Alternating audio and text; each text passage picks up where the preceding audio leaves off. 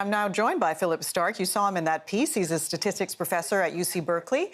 And Professor, let me ask you, you're in Oakland, California right now, but when you heard about this, first of all, if they're making $6 million, but they're spending $2 million to do it, that's a pretty good return. I'm bad at math, but it doesn't sound like a bad investment.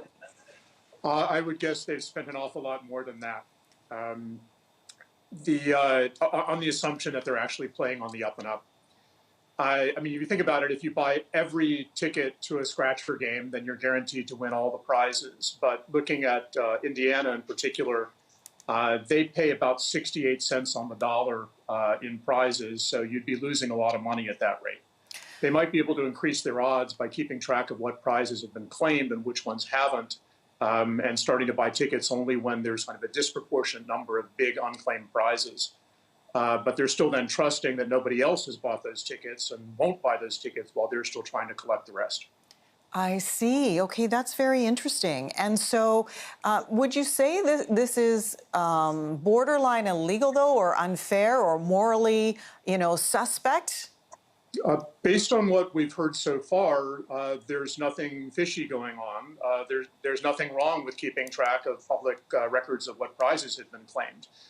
Where things would get illegal or at least unethical is if they've figured out some way to tell without actually scratching off the scratcher which ones are winners, like what happened in Canada back maybe 20 years ago or so, where someone kind of hacked the system that was used to generate the lottery cards.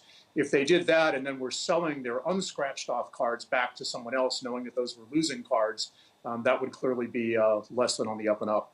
That's right. And that's a good history lesson for us here in Canada, for sure. So do the math for me, though. If you're buying that many tickets, how long would it take to scratch them all off? This isn't a simple endeavor that they're doing. Yeah, that's a fair amount of work. I mean, I'd guess it takes, at least 30 seconds to scratch them off. They've got to have an army of people out there buying the tickets, scratching things off, and then I think hope that the investors are surely hoping that whoever scratches off $1 million ticket doesn't decide to stick it in their pocket, but actually turns it back over to the investment group. Right. What does this tell you, though, about the system itself, the tickets themselves? Like, there are winning tickets out there. At least we can be assured of that. I guess that's good to know. There are some states that have been accused of stopping their scratcher games early in the U.S. when a fair number of tickets have been sold, but some of the higher dollar prizes haven't been claimed, with apparently the less than ethical goal of keeping the prize money for the state.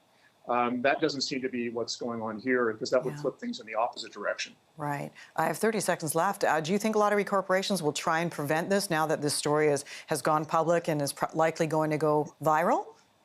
I honestly don't know. I mean, at the moment, really all it says is if you spend enough on the lottery, you'll win. And I think that's probably a good message from the perspective of the lottery corporations.